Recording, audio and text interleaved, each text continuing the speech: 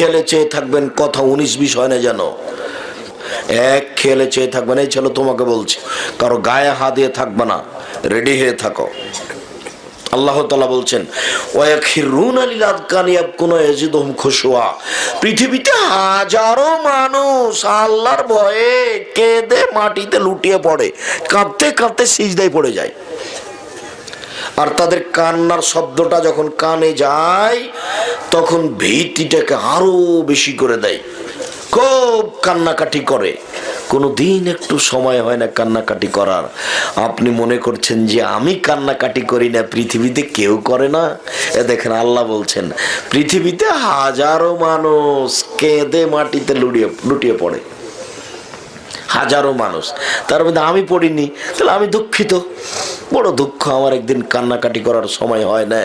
অথচ আল্লাহ তাআলা বলছেন আমাদের নবীকে, আপনি যখন দুনিয়াবি কাজ থেকে অবসর হবেন তখন কঠোর শ্রমে আত্মনিয়োগ করুন, আর আপনি আমাকে যা বলবেন তা কান্নাকাটি করে বলুন। কি চান আপনি? কান্নাকাটি করে বলেন, খুব বিনয়ের সাথে কান্নাকাটি করে বলেন, যেটা বলবেন আমি সেটা শুনবো। আজান হওয়ার সাথে সাথে কান্নাকাটি করবেন, জোহরের রাত 12টার পরে কান্নাকাটি করবেন। যখন উনি বলছেন আমি যখন দায়িত্ব নিলাম তখন আরব ভূখণ্ডের সবচেয়ে উট আমার বেশি, মানে সবচেয়ে বড় ধনী। আর ওইটা হাদিস, সহিহ হাদিস। যখন আল্লাহ রাসূল বললেন তাবুকের যুদ্ধে যেতে হবে, কে কি দিবা দাও? তোমার বলছেন আমার অর্থ সম্পদের অর্ধেক দিলাম। আবু বকর সিদ্দিক তুমি কি দিবা দাও?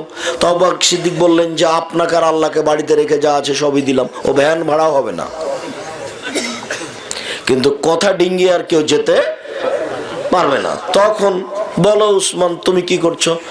তখন উসমান বলছেন আল্লাহর নবী, যত মানুষ যাবে তাবুকের যুদ্ধে সমস্ত মানুষের অর্ধেকের যাতায়াত খরচ, খাওয়া খরচ আমি দিব। সেদিন লোক সংখ্যা ছিল 30,000। 15,000 লোককে 3 মাসের খাওয়া খরচ দিবেন। 3 মাসের খাওয়া খরচ 15,000 মানুষকে। 15,000 মানুষের এক সন্ধ্যার খাওয়া রেডি করেন দেখি, এক সন্ধ্যায় 15,000 মানুষকে 15,000 উট দিবেন। একটা উটের দাম যদি 1 লক্ষ হয় তাহলে দেন এবার 15,000 উটে কত টাকা আসে? কি যেমন তেমন ধনী।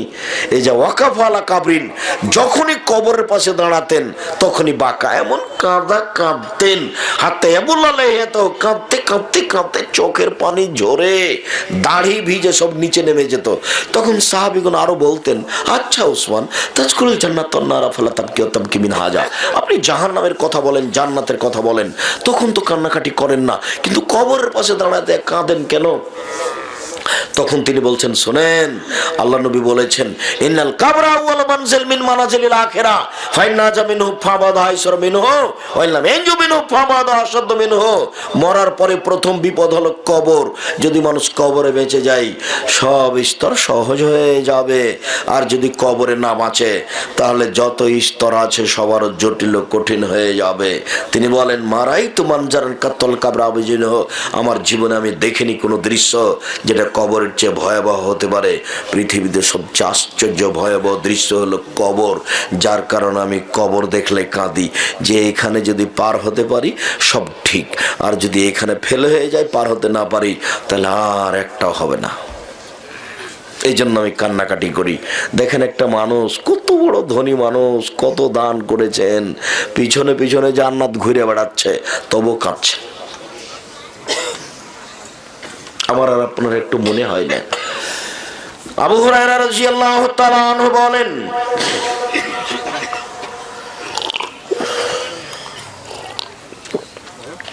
আবু হুরায়রা রাদিয়াল্লাহু তাআলা আনহু বলেন রাসূল সাল্লাল্লাহু আলাইহি সাল্লাম বলেছেন লা ইয়ালজার রাজুলুন নারা বাকা মিন খাসিয়াতিল্লাহ হাত্তা ইয়ালজাল লাবানু ফি দারে।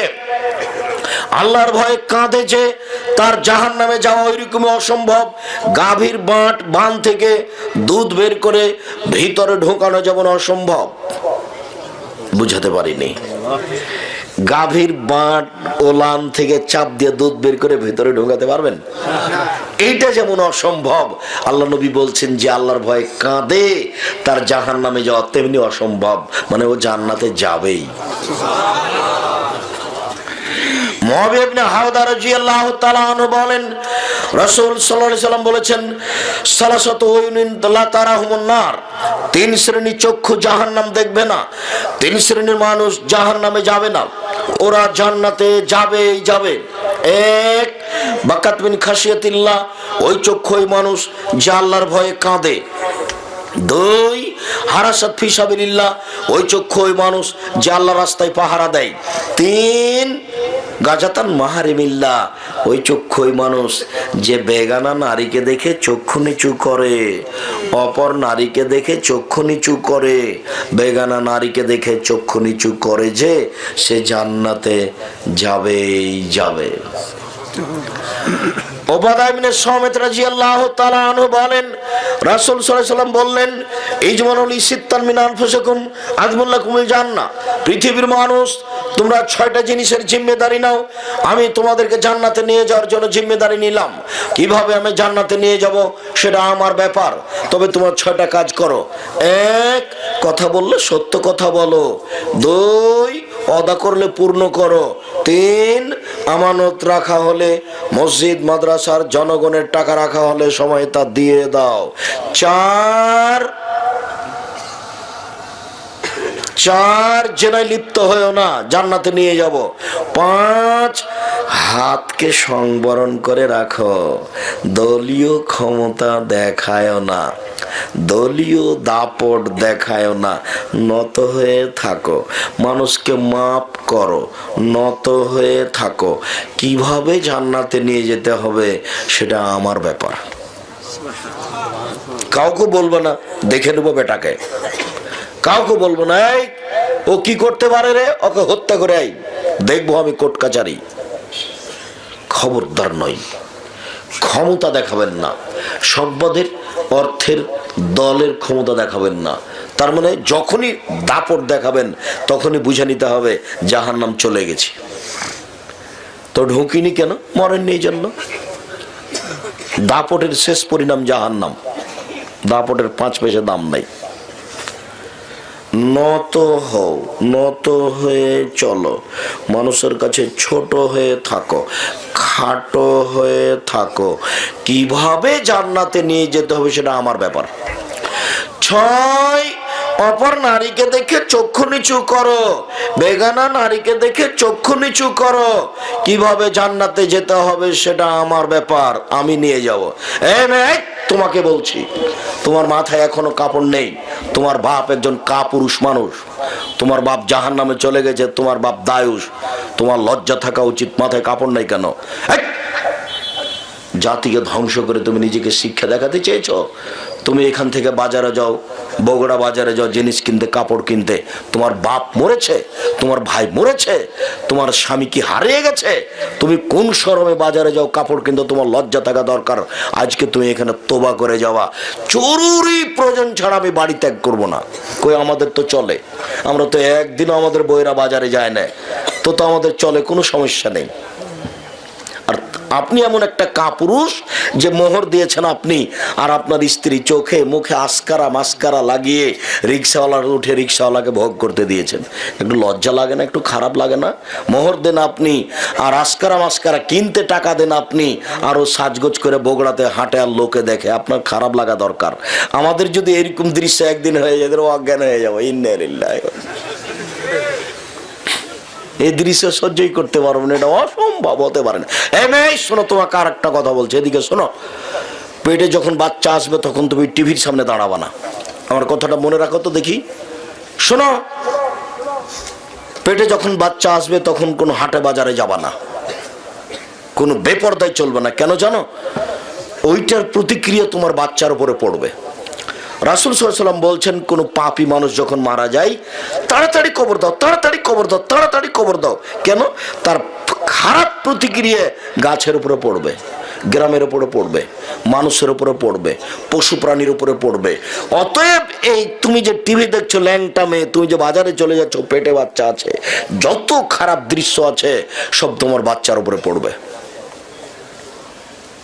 বাচ্চা প্রসব হয়ে যখন বাচ্চা হাঁটতে শিখবে তখন তোমাকে হত্যা করতে চাইবে এই বাচ্চা, তোমাকে মায়ের তোমার সাথে জেনা করতে চাইবে এই বাচ্চা। আস্তাগফিরুল্লাহ ওয়া আতুবু ইলাইহি। এই কথা মুহাম্মদ সাল্লাল্লাহু আলাইহি ওয়াসাল্লাম বলেছেন। আমার উম্মত ওই ইহুদি খ্রিস্টানের সাথে মিলতে মিলতে মিলতে এমনভাবে ইহুদি খ্রিস্টানের সাথে মিলে যাবে, ইহুদি খ্রিস্টানের যদি কেউ মায়ের সাথে জেনা করে থাকে, আমার উম্মতের লোক মায়ের সাথে কি করবে? জেনা করবে। সাবধান, তোমাকে বলছে, এদিকে শোনো, তোমাকে আবারও সাবধান করছে উপস্থিত বৈঠকের মুসলিম বোন, আপনি একটু কথাটা শোনেন তো। চলে তো গেছেন মনে আগে, ঢং ঢং করে এসেছেন, ঢং ঢং করে চলে গেছেন। স্বামী আপনার কাপুরুষ, বাড়ি গেলেন কেন? ওখানে জজ কোর্ট আছে না হাইকোর্ট আছে? কেন বাড়ি গেলেন আপনি? কি দেখাতে যাচ্ছেন আপনি? আমি তো আব্দুর রাজ্জাক বিন ইউসুফ আপনার জন্য এসেছি। কোন শরমে আপনি বাড়ি চলে গেলেন? কোন জমিদারের স্ত্রী আপনি? আপনি কয় টাকার মালিক? কি আছে আপনার কাছে এমন? কয় টাকা কয় পয়সা বিদ্যা আছে আপনার কাছে? আপনার গোটা বংশটাকে আমি হারিয়ে দিতে পারি। আপনি চলে গেলেন কেন? আপনি আমাকে কি দেখাতে চাচ্ছেন? আমি তো আপনার জন্য এসেছি। আপনি কয় টাকার মালিক? আপনার স্বামী কি করে? কেন আপনি যাবেন? আমি আপনার জন্য এসেছি কষ্ট করে, আপনাকে আমি কিছু কথা বলবো এই জন্য। দয়া করে আমি কোনোদিন এলাকায় চলে আসলে 10 কিলোমিটার আশেপাশে কোনো দিনই ভাই বোন বাড়িতে থাকতে পাবেন না। আপনি তো দূরের কথা, হিন্দুও থাকতে পাবে না। আমি হিন্দুরও কিছু উপকার করবো ইনশাআল্লাহ, করবই করব।